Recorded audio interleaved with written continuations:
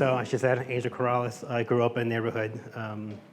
If you're familiar with the general store on Herschel and James, the apartments across the street is where I first lived for about 3 or 4 months, and it was like a 2-person thing. So then my mom and got kicked out. We went to the other house across the street, which there was a gentleman that lived downstairs. The upstairs was vacant. We lived there for a while. Now my friend Richard owns that place as an Airbnb. So if you want to check out a cool Airbnb, go to that one. And the smallest room, that was my room.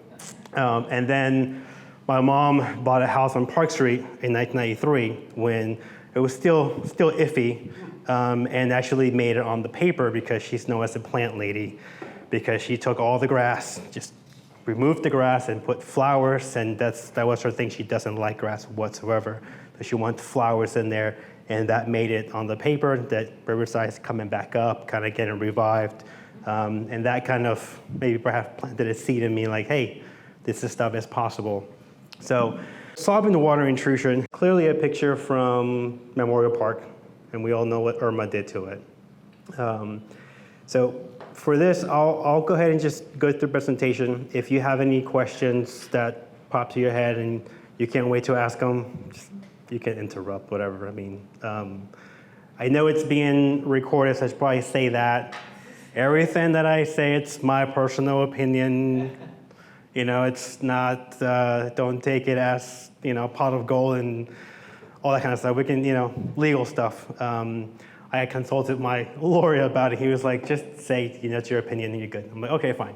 So it's my personal opinion. The topics that we're gonna cover, there's different perspectives on certain things. I am pretty, what's the word for that?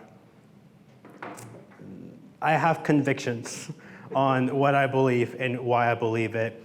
That doesn't mean that there's a scenario that, something could work. And historic homes, the one thing important about that is just because it worked on that house, on your next door neighbor, doesn't mean it's gonna work in your house. So you have to also think about that. So does your house feel like that? Like you walk in and you're just starting to sweat because actually the humidity catches your face. So there's a lot of reasons that your home would do that. We have to make the difference between waterproofing and water management. There's no such thing as waterproofing a building. If that's where if that's where the mindset is, you're going to waterproof the building, you're going to do more harm to the building. You can't stop water from coming in, but you can manage it, you can direct it, you can tell it where to go. So it kind of blows my mind sometimes when I see these contractors that actually have waterproofing on their name. Like, oh, we can waterproof your building. I'm like, dude, really? So that's, to me, the key sign that someone may not understand what they're doing. If they're calling it waterproofing, just, from my opinion, beware of that, because that's already a bad approach to begin with. So the gremlins there, because they don't really exist, so you can't waterproof a building. That's impossible. And you give the little guy water, and you know what happens. So a historic building and the envelope of a historic building is designed to breathe. I think a lot of us have heard that many, many times, but it's designed to breathe. I was talking to a gentleman earlier that if you start messing with one portion of the building envelope, you have to understand how that's going to affect the other one. So most likely if you mess with the crawl space, you're gonna have to do something with the walls, and then the attic, and then the closets, and then the foundation. So it's just like, be careful what you get into, because anything you do has a cause and effect. You can see, so the historic buildings, at least in homes, it's what's called a balloon framing. So if you were to drop a quarter 8 feet from the ceiling in the wall, it'll go down to the crawl space. So it's a complete air will flow from the crawl space through the walls all the way to the attic. Now, depending on how old your house is, that would change gradually. So we have a house built in 1878 in the town of Orange Park, and just literally that from the 3rd floor, the attic, I can fish down a rod and go straight down to the first floor, and then I hit a window sill, and then I can go through there, and I'm in the crawl space. So that's one reason why you hear the little critters in your wall, because it's open. They can kind of go in there. There's ways that you can address that where it doesn't affect the building envelope to the extent where now you don't have any air coming through the walls. But again, if you mess with that, you have to mess with something else. In modern technology, modern homes, they're like, we want to seal them up as much as possible. And that's fine because they have mechanical systems that are engineered and designed in place for the original building itself. Back to the example of my house, it was the guy that built it was from Pennsylvania, and it's like documented that he thought it didn't get cold in Florida. So he didn't put a fireplace. Doesn't get cold. In the 1890s, there was a great freeze that ruined all the orange crops. So then they went back and put a chimney as an afterthought in the middle of the living room and poke a hole through the ceiling, went to the attic, put there, and when we bought the house, I was like, oh, it's a cool fireplace. It's neat. It's got the weeping mortar. It was cool. We tried to light the fire one day. Next thing I know, the whole room was just full of smoke. So then I called out a chimney expert and like, hey, tell me what's going on. Like, it doesn't look like it's blocked up. He's like, it's too small. Your fireplace is too small. It's not getting enough air to be able to get the smoke through the chimney stack. So I had to, unfortunately, demo it. Right now, I've got the attic gone. And once I demoed it, I realized how poorly it really was built. Because again, they didn't plan it. They just did an afterthought. And that's crucial because they changed how the building was designed, and they put a chimney on there, and that caused issues. Now I have to fix those issues that they caused, whatever it was, almost 100 years later. So the areas to be aware of. So we'll start with the crawl space. The vast majority of times, the crawl spaces were, well, say if you're in Springfield, you'll notice that the houses are a little bit higher, and they don't have like a trellis or a wall. You just see the piers. And then over time, people have kind of covered that. When you start covering those vents, you reduce the airflow of the bottom of the crawl space. Now you fast forward 100 years later, the water table can be a little bit higher. So now if it gets wet, it's not going to dry just as fast because you've closed it up. And I see that time and time again where someone thought, you know what, we want to make that stucco go all the way down to the ground. So they put some metal lath back there with wood stakes. This actually just happened. They put wood stakes on there attached to the back of the house or underneath the house. And then they put the stucco on there, and then it cracks along the lines, and you start having humidity issues inside the house. It's like 70% humidity. You start that smell, and then the AC is always constantly running. So then what happens after that is people will tell you to encapsulate it, and that's a whole other subject there. But the ventilation is key for the crawl space. That not only dries the ground, but the piers that your house sits on, the subfloors, if you have subfloors. I mean, most of you will probably have subfloors. And then, of course, inside the wall, so then you've got moisture that's trapped in every area of the bottom of the house, and it just goes up. It'll continue to just go up and up and up and up. The foundation, that's kind of the same thing as the crawl space, but the piers. That's very important to make sure that you've addressed the moisture issue down there, because the old lime mortar, if it maintains a certain level of saturation, it becomes weak. It's lime, natural hydraulic lime is like a self-healing mortar mix. If it dries a little too much and it cracks, with the next wave of moisture, the lime will absorb the moisture, absorb the carbon, and it kind of self-heals, the crack is gone. And if you let that do its job, it will last for 100, 120 years.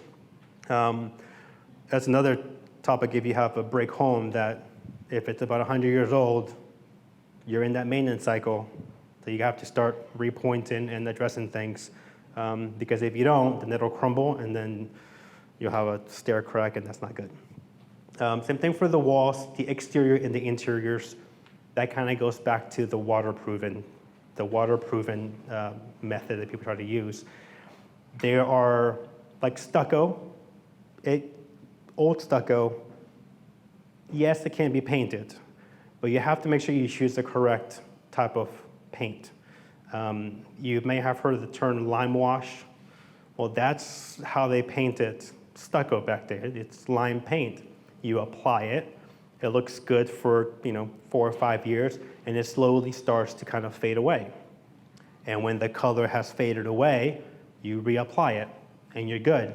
If you guys remember when this building was redone, and they took the back of Orsay, they discovered, I think, a Pepsi or Coca-Cola sign that was painted on there with lime paint. You can barely see it now because it was behind the wall, it was protected, but that's what lime paint is designed to do, and it doesn't jeopardize any portion of the building because it's still breathable. Painting brick, same thing. If you want to paint your brick, use lime paint, use lime wash. Not what the Home Depot sells as lime wash. It's just like watered down latex paint. But just kind of, most brick is not meant to be painted, but if you want to, there's a way to do it properly, where it doesn't cost you an issue later on. You're going to have to repaint it anyways in a decade or so. So why not use the correct material that's going to give you a headache 10 years later? You're going to have to be repainting and redoing the mortar and addressing a bunch of other issues. Windows and doors, same thing there. The way the old windows are designed, they are allowed to breathe a little bit. If they sit properly, they breathe just enough where any kind of moisture that comes into them, they just dry out. We can get more into the windows, condensation. That's a good tell sign if you have a moisture problem inside your house. If the condensation is inside your glass, you have a problem.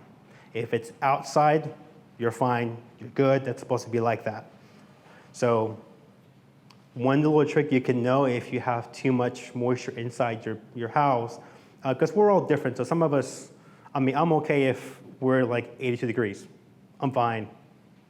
My wife is like, no, we gotta be 72. I'm like, okay, well, we gotta, play with the AC here. But this little device here, I actually had this in my car and I took it out to kind of show you. But this is a humidistat and a thermostat. The big number is the humidity in this room. Right now it's 48% humidity, which is actually really, really good. And we're at 72.6 degrees, so also really, really good. But these are like, I think, a dozen, $20 for a dozen on Amazon. I've got these all over my house, and I recommend them because they're so cheap. You put them out there. These are just as accurate as a $2,000 humidistat system. Like, I've compared them, test them side by side. It takes 5 minutes for it to acclimate. It's already showing 51 because I'm holding it. So that's a really nice little thing to have, especially if you want to know if you have a moisture issue, just feel it. You may have it in the kitchen, but you may not have it in the living room. So now we know the issues in the kitchen, what's going on in the kitchen. Drip edges for roofs, gutters. If you have gutters, you have to maintain them. So then the roof, I was just, driving back and forth, and I saw so many roofs with so many leaves on it. That's a moisture problem. And then the chimneys, the flashing was called a cricket. I've got pictures of this further in the slides. So now here's where legal disclaimer, right? It's my opinion. The encapsulation, I think that's a terrible idea for many reasons. There is a way to put down a membrane, in my opinion, there's a way to put down the membrane as long as you're not going up into the piers. If it's just covering the floor, the ground space, you have to use like a 20 mil membrane. If you're gonna go to Home Depot and get the 10 mil, the 6 mil, that's not gonna do. You get a rip if you go underneath it. You need a good quality 20 mil membrane, and you can put it down on the crawl space. But before you do that, you've got to solve whatever moisture problem you have. So because we're in Riverside and the water's a little bit high, it's a little bit higher now than before. Not getting political, just making a fact that it just is what it is. Like, you can't change that, but you can manage it. So if you address that, you may need to put a sub pump in the crawl space. Like, that's legit. A dehumidifier, I can argue against that because that's an expense that you have to maintain the crawl space, and that's just probably too much. A fan would do just as good with vents, and they sell specifically 8x16 vents designed to just insert in the existing opening. So the plants, yeah, that's a big one, because people kind of, well, sorry, I'll go back to that in a minute. Crawl space fans. This one in particular, has the humidistat set in here. This one you have to wire one into it, right? They also sell ones that automatically, so they're not power whatsoever. There's no electrical going to it. These you need power going to it. And you have to be careful when you install these, because if you install too many of these, then you're going to be pulling too much air into your crawl space, and that's also not a good thing, because if it's raining and that thing is constantly on, then you're just putting that moisture in there. That's why it's important to have a humidistat to turn off and turn on at whatever level you set it. Thermometer is not going to do you any good, because who cares what the temperature is? You're worried about the humidity. These will have to have one built into it. And there's a bunch of different kinds. I mean, there's not just these two. There's a dozen you can pick from. The crawl space vents, there's this, well, I forget the company's name, but these are designed, they're spring loaded. They will automatically close when it's below 41 degrees, and they will automatically open when it's above 71 degrees. So once they go open at 71, which we're usually above that anyways, they'll stay open even at 60, but at 41, they'll automatically close. So for the wintertime, that's kind of a good thing, because you don't want that chilly air going in the crawl space. But again, if you insulate the crawl space, then you don't have to worry about that, but that's another topic there. Foundation, the basements, about the plants, the 2-foot rule. If you can't comfortably walk between the wall of your house and the plants, they're too close. So you have to have that room, because if you look at how a plant reacts to moisture and how it gives off the moisture, it's going to give it off. You can't stop that. If you give it 2 feet, it'll never reach your house. If it's right next to it, as it's growing, it's going to retain that moisture, and it's going to off-gas it to where? To your brick, to your stucco, to your paint. And if you go look at it, if you have something like that now, if it's facing north, I almost guarantee you look back there, you're going to have mildew all over that wall. Because A, it's the moisture just goes out. B, it can't dry off. There's no airflow going on. So that could be a factor.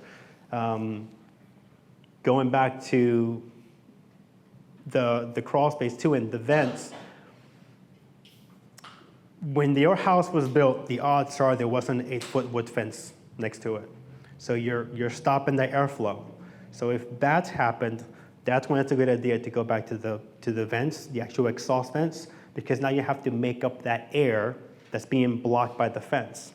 So even putting a fence can affect your crawl space. Some of you may be familiar with our library here. This is back in 2014, I think, where the library was closed 3 consecutive times in the matter of like 6-7 months. And they always try to, fix it, and something. And by that time, the community was really upset, and I was pretty upset myself. And because nobody really looked at what was going on, they were blaming the windows. Oh, it's the windows. The windows are leaking. The windows are bad.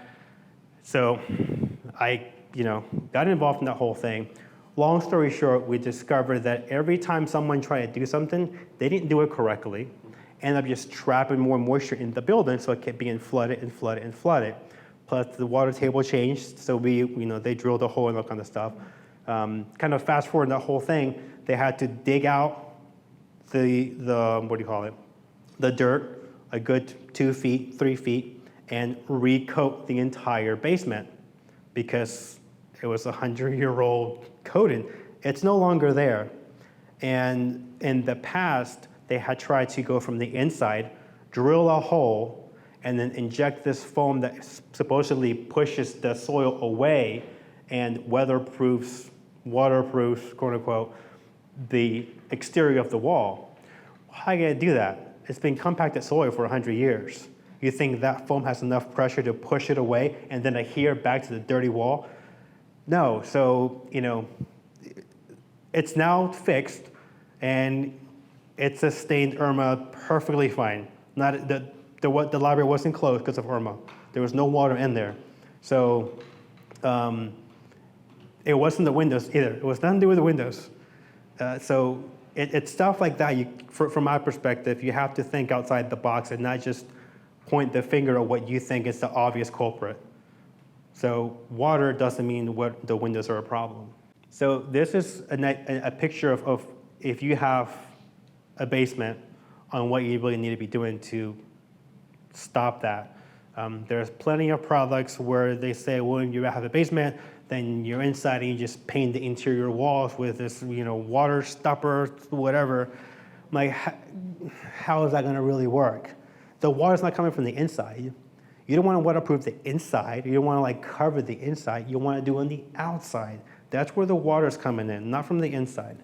So it may sound silly, but I see it so much. And they'll use an elastomeric paint, like 300 or 600% elastomeric paint. That means that it can stretch. And for me, that just means it can go into a big giant water bubble because it's a balloon. It just stretches and holds the water. This is kind of the example what I'm talking about. So you have the water table as all that stuff rises, whether this is the basement or just a regular crawl space. Let's just pretend this is a crawl space and you have the piers. The water's going to come up this concrete, whether you like it or not. And it'll go all the way up. If you have a wood frame here, it's not going to stop because it's changed from concrete or brick to wood. It's going to keep going. So, water does rise. So if you encapsulate this, now the pier cannot breathe by any means, but the water's still going to come up from the bottom of it. How are you going to stop that? You can't. And what I was telling you earlier about that project that I'm doing on Avondale, where I ended up having to put a 20 mil membrane, but there was a 2-inch border around the piers. They don't come anywhere near the piers. My son was helping me on this, and on this is the east end of the house, I didn't cut the membrane because we were tired. I'm like, it's down, we'll come back and cut it. The membrane was overlapping on the brick by about 3 or 4 inches. I came back a week later to trim everything out. That one little area, when I pulled it back, was covered in this yellow goo mildew stuff. And I'm like, when I saw that, I'm like, yeah, I'm 100% convinced that what I'm thinking, that it has to breathe. That one little area that wasn't allowed to breathe had this yellow gooey stuff behind it. So I can imagine if I cover the entire crawl space with this membrane, the whole thing would have happened like that. So you can use the membrane, but back up a little bit so that the perimeter still has ability to dry. And you have to grade it, and you have to make sure you have the pitch correctly. So it's still a very involved process and expensive process, but you want to start with the basics. And again, sealing things off. If you have a pier like that, you want to keep the water away from that as much as possible. You have to do the French, I'm going to call them French drains, but there's a cheaper version of that where it's a corrugated 4-inch tube with the peanuts around it, and it's got this mesh on it. At Home Depot they sell it, Lowe's they sell it. You can do that. That's a lot cheaper than to dig a trench, put gravel, put a pipe, more gravel, and then more gravel, and then back to the grass. With this stuff, you can just dig it down, apply it, put the dirt back on it, and the grass, and you're good to go. Talked about, again, the 2-foot. That looks really cool, but it's not good for your building. It's just not good. Those ferns, believe it or not, they grow really well because, if you're a gardener, you know that somebody had to put lime in that soil for it to grow, and well, that's just lime. And those roots, they'll penetrate the lime. They'll go in there, and they weakens it. And I've seen it where somebody doesn't like that look, they'll just grab it and tear it off. Don't do that. Kill it first, cut it, let it dry out, then pull it off. If you have that problem, that's the way you address it. Don't just take it off, because you can be doing some damage when you just take it off. But you don't know how deep those roots are into the mortar. So you want to, again, just let them die back, let that mortar kind of heal. In the example, right, they cover the crawl space. That's an issue. On here, they put a well. So it's just a well wall. The same house that I'm talking about in Avondale, at some point in time, you can see where they wanted to landscape it. So they brought in dirt to lift it up a little bit. And the north side of the house, the soil is 2 feet higher than the rest of the house. And that's the only wall that she just having problems at. So I had to open all the vents because they were closed up with the stucco. And then these were done out of concrete, but that would work too. You want to keep those vents open as much as possible. You don't want to close them.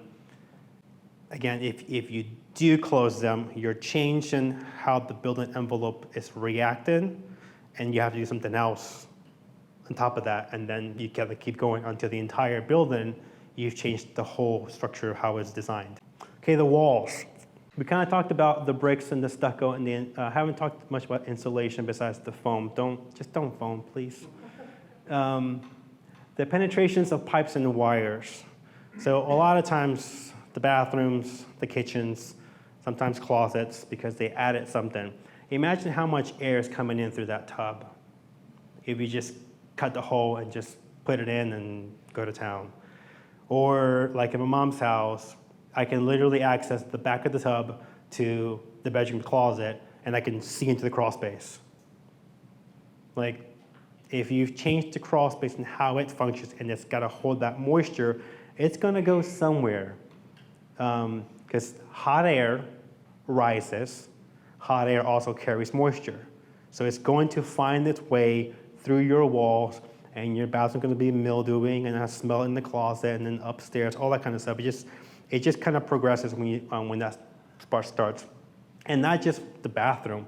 When you redo a kitchen, when you run a new electrical panel, if you have to update it, make sure that those are covered, and don't use that expansion foam stuff. This is my personal thing, because they have other stuff you can use. So there's this insulation. You might have heard, it's called rock wool, and it's made of volcano eruptions, volcano rock.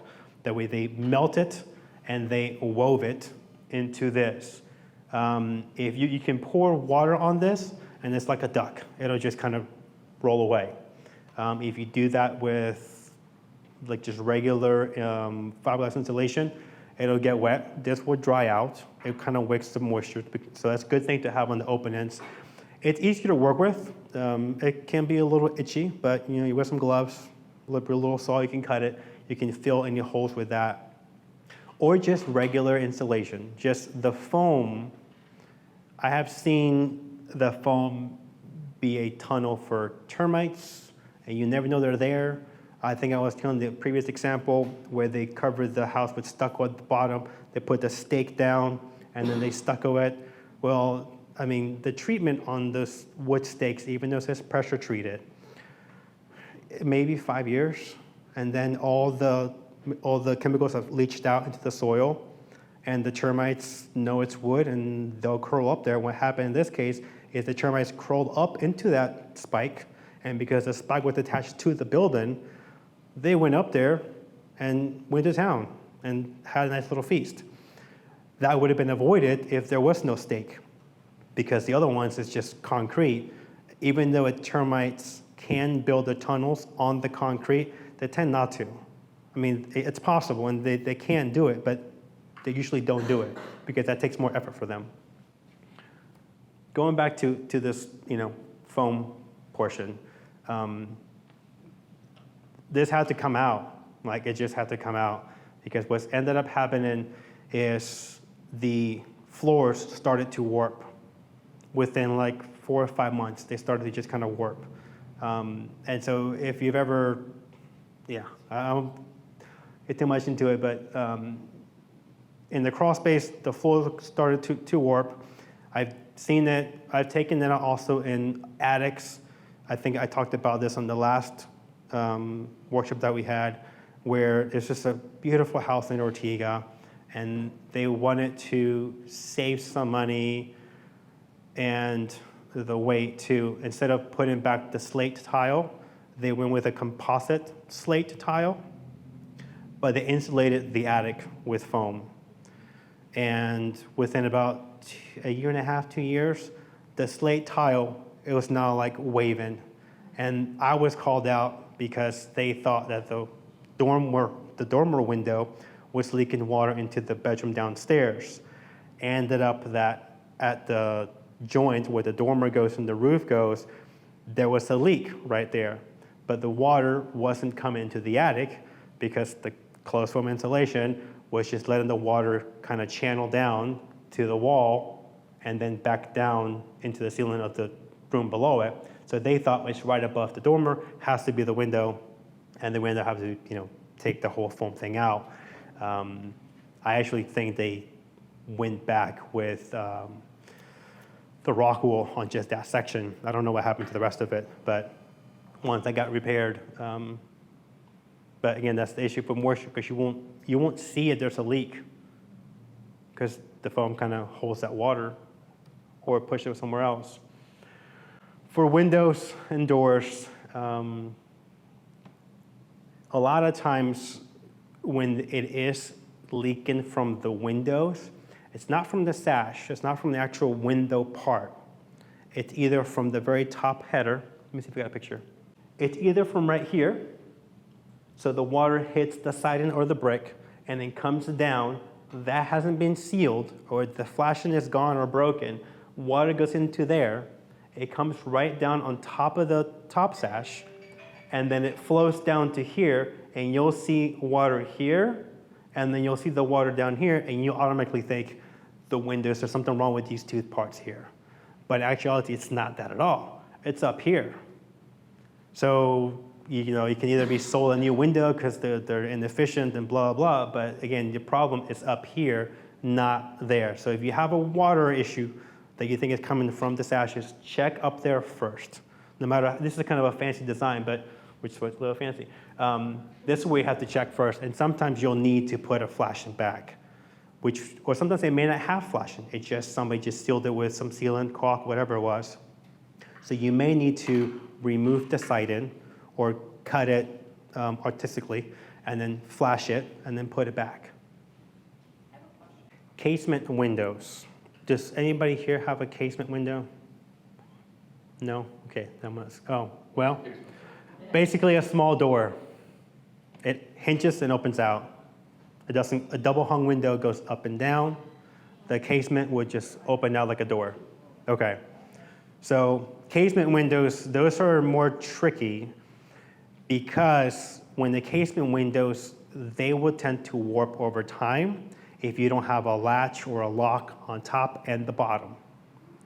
And I've seen that many times, and in fact, that was the only time where I was like, well, not the only time, but it's like, we can't restore these. There's no way to warp them back. So either I have to play with the weather stripping, and you can do that. You can have different kind of weather stripping that it kind of bends and kind of meets how the window may arch a little bit, and then you kind of have to, force some latches. But if you have casement windows, make sure that you have a lock on the top and at the bottom. Because if you don't, as they get wet and they will get moisture in there, they'll warp and you can't really restore that. Once they're warped, they're warped. And you have to replicate them or unfortunately replace them. The roof. The vast majority of time, nobody does this. So you have the drip edge right against the fascia board, and the water comes down onto the fascia board, and that thing gets rotten. So this is kind of a sacrificial piece, a fern strip, usually about 1 inch wide, 2 inches, so inch thick, 2 inches, well, I guess it's 3/4 inches. It's called 2 by 1, but it's 3/4 by 1 and 1.5. But you put that there, that allows the water to come down, go to the drip edge, and then wick out and then down. The vast majority of roofers, when they put a new roof on there, they just skip that.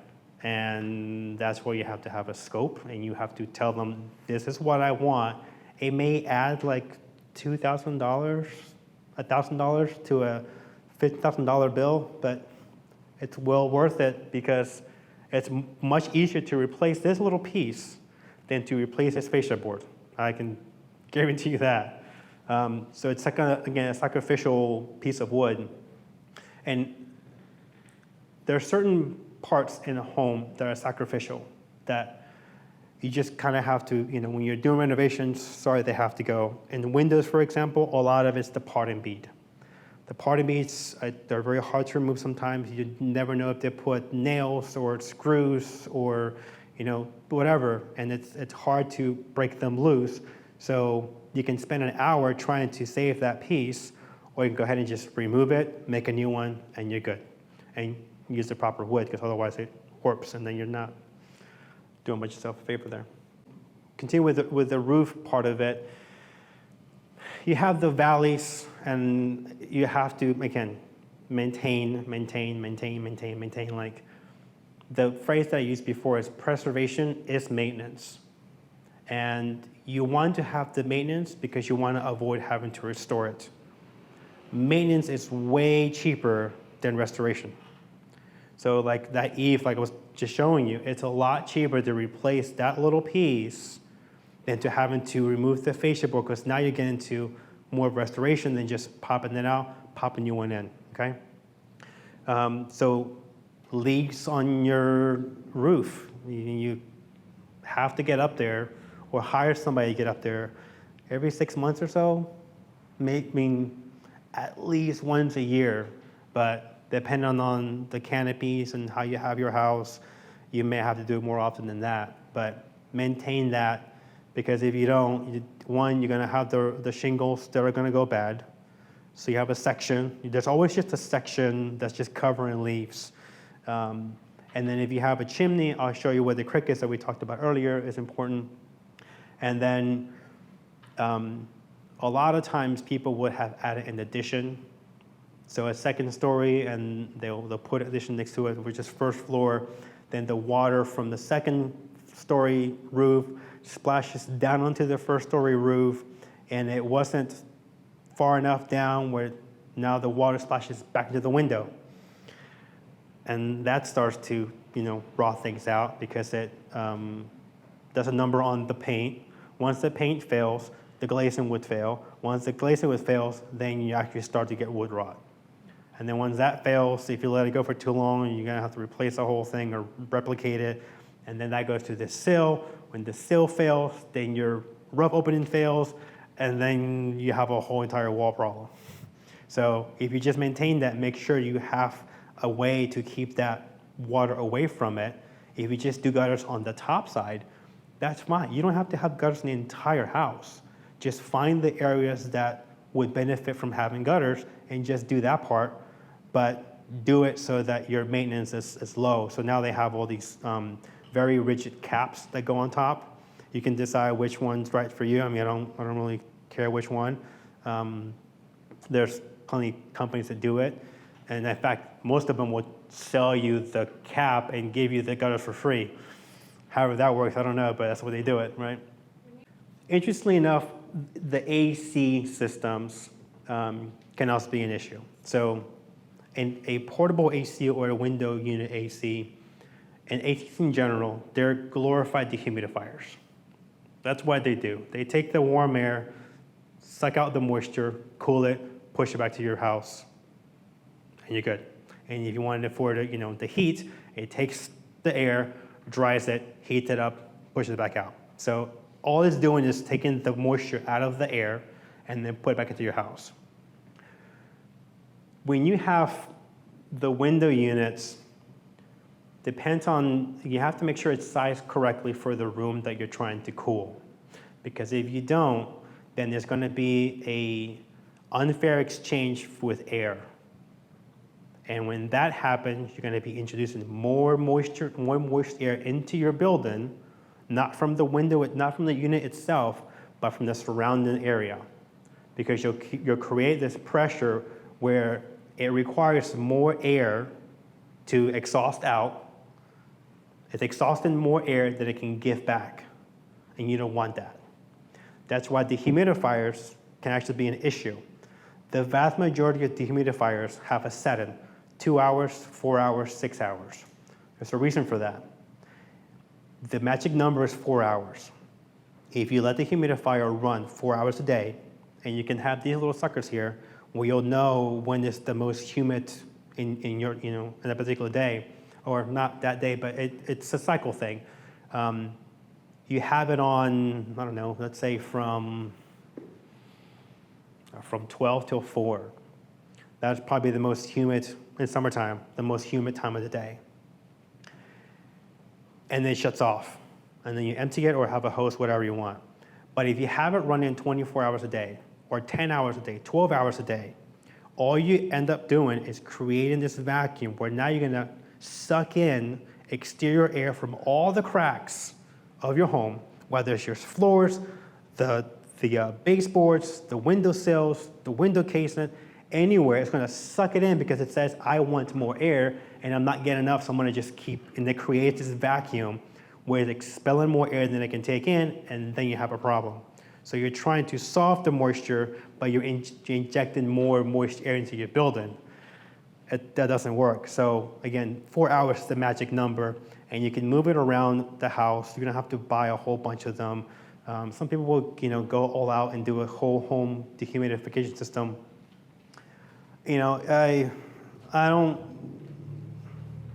In the couple places that I worked on where that's been installed, they usually stop working and nobody understands. Nobody knows when because it's hooked up to the AC. So you hear the AC running and you make the assumption that the dehumidification is also running, but it's not. But you don't know that because you don't go check it because it's in the basement or whatever, it's tucked away. If you have a portable dehumidifier unit, you know when it's full of water because it starts to beep. You know when it's running because you can hear the fan. You can get quiet once, but you know when there's something wrong with it because you can see it and hear it not working. This is what I call a cricket. This is a more afterthought, simple cricket. This is one that was when they did the roof, they put it on there. So what this cricket does, it prevents leaves from building up against your chimney and your roof. And it's a lot easier to just get a hose up there and spray it off if there is some buildup right here than to get in the actual roof and get the leaves that are all behind right there. So if you are to get a new roof, make sure that you've got crickets on any of these chimney stacks because it helps a lot. If you already have that and you don't have a cricket, you can install it. I mean, again, you can do this metal one, or this one's gonna probably be, they probably just framed in on the bottom and then put the plywood, the sheet in, and then the felt, and then the roof, and then the shingles. There's different ways. And then you have the flash in there too. Like you can see where this one is just one brick, and then this one this is the step flashing. You can see what follows the bricks. And this one, they just went straight and they just sealed it. I mean, both are fine if they're done correctly. If they're done quick and cheap, they're both gonna fail. Chimney cap and the damper. So we talked about the balloon framing. The chimney is the same thing, but it's called the chimney effect, right? So if you don't have a damper, basically a cap to seal off your chimney, In the summertime, when you're trying to cool your house, wherever room your chimney's at, you're cooling the exterior because it just goes up. If it's designed properly, that's what it should be doing. It should be taking all the air in that room and just going up the chimney. Because again, warm air wants to go up, but now because you have cold air, it's going to have that cool air still go up there. So having the damper installed with a little lever, you can just pull it and close it on the, in the summertime or wintertime, whatever you want. But it's important to have that damper. You can see it right there. That's the damper, and when it closes, it just goes like this, 1.5 2 inches. That's it. It's not like some huge giant, thing. The old ones would have been, you'll see this big giant lever and these, 3 or 4 metal bars that you kind of hear it go, right? That's the old time damper. But when that motor gets loose or they break or whatever, the chimney guys now would do the damper on the very top. And then also just the cap itself, because obviously, water can go through there. And so can rats and squirrels and birds. Do they still do what's that bird called that goes in the chimney sweeps? Yeah. Where they go into the church down on, James, or not James? Mallory. Yes, Mallory. Like, we saw that one time, we're like, that many birds go in that one chimney. Like, it's ridiculous, right? So they'll go in yours too. That's not, special. Get blown in there. So let me rephrase that. From the opening to closing, it's only like 1.5 inches or so. It has a gasket around, and then when you pull that lever, it's not like you have to pull it. It's just you just pull like 1.5 inches, and then it closes and it seals it. So we are in the closed position. It's 100% sealed. You're not going to have any water coming through that. Not come in even if it's raining really hard. Correct. It will not come in. You call my chimney. Yeah. One thing I'll say about the windows is, for the water thing, you'd be surprised what a screen can do for your windows. I said it before, and I'll say it again until we all have screens. But a screen, just a basic screen, can reduce the heat gain by 30%, which is significantly enough in my perspective. And also, when it's raining, the screen is the sacrificial part of your window. The screen will capture the vast majority of water, and it'll make it just run down and out. It'll just run down and then out the sill. That sill has to have a pitch. If you want to go to your house with a small little, 8-inch level, if that sill isn't pitching away from the house, you need to address that, because it should always be pitching away from the house. Even if it's just 1 degree, that's all you need for the water to, drip away. Probably be more like 3 degrees on most. But that screen will capture all the water and push it out. And that also saves the paint on your windows, the glazing on your windows. And then whenever, and the actual screen would dry out too. So if it gets wet, even if it's wood, it'll just dry out. But you can get the aluminum ones from, you could get the kit from Home Depot, but Curry Thomas, the only store that's open now, it's the one on, it's at Atlantic on St. Nicholas neighborhood. I love those guys. I recommend them for all the screens. Anything you may need, go to them. They'll help you out, but they'll make them for you. Give them the measurement. If you have the old ones, they will actually also rescreen them for you. I think they still do the wood ones. I'm not sure about if they still do one, but if they don't do the wood ones, and you still have the wood frames, you can route out the frames from the interior portion of it. You can route it out and have them make an insert for that, and then you install the insert, and now you have a forever lasting screen. You can just swap it out. Is that a question, or just, no, okay. Most people don't have the actual shutters. We have just the ones that are fixed to the wall. But shutters also help with water, right? They're storm shutters for a reason. With the screens, you can actually swap out the screens with the storm window, which means the exact same thickness, but instead of the screen, you have glass. And you'd be surprised what efficiency that'll provide your windows.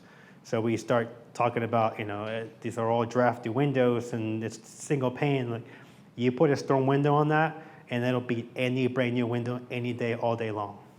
Because you could put a weather stripping on it, and it fits just tight, and you have the space. It's actually much bigger than a double pane window, even a triple pane window, because that's what you want. You want a space between the two glasses, and that's what gives you the sound reduction and the higher solar, rejection.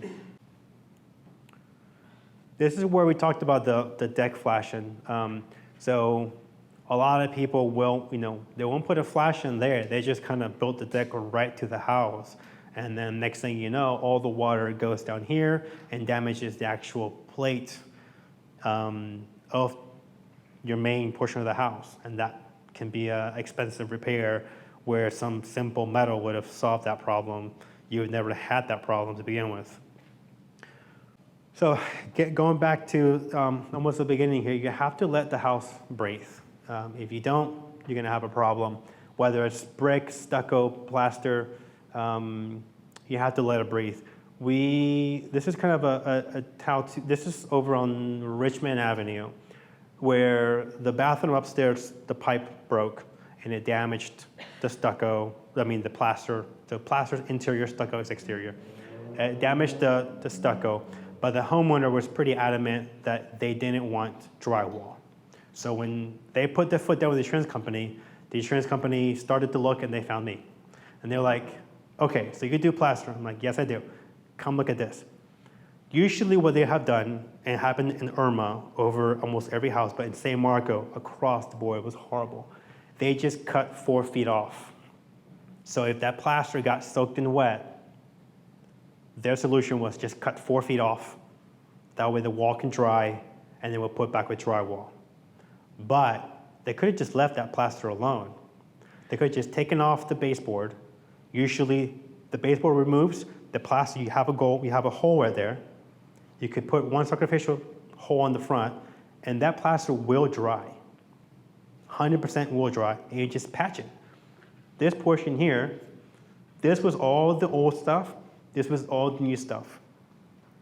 They wanted to have this entire thing cut all the way across. It was like a 15-foot wall. It was a lot cheaper for me to do this than for them to come and cut that whole thing and replace it all. Because, again, plaster, it will dry, stucco will dry if you give it a chance. And these materials are designed to withstand, all this torture that we give them with, water and storms. They're designed to just dry out, but you have to give it time. And talking about time, thank you for your time. And you know that one. If you enjoyed this video and you want to learn more about the work of Riverside Avondale Preservation, follow us online. We're on all social media. Thank you for helping us to preserve the most architecturally diverse historic neighborhood in the United States. To support our efforts, you can become a member or consider donating at riversideavondale.org today. If you're ever looking for more information about what's coming up with RAP, we post all of our information on our channels and on our website. So if you're looking for information about our upcoming events, such as our annual home tour, our garden tour, holiday-themed Luminaria event, our preservation awards, and other fun events, make sure to check those out. Also, the Riverside Arts Market is a must-visit Saturday destination for locally sourced food, art, entertainment, and more from 10 a.m. to 3 p.m.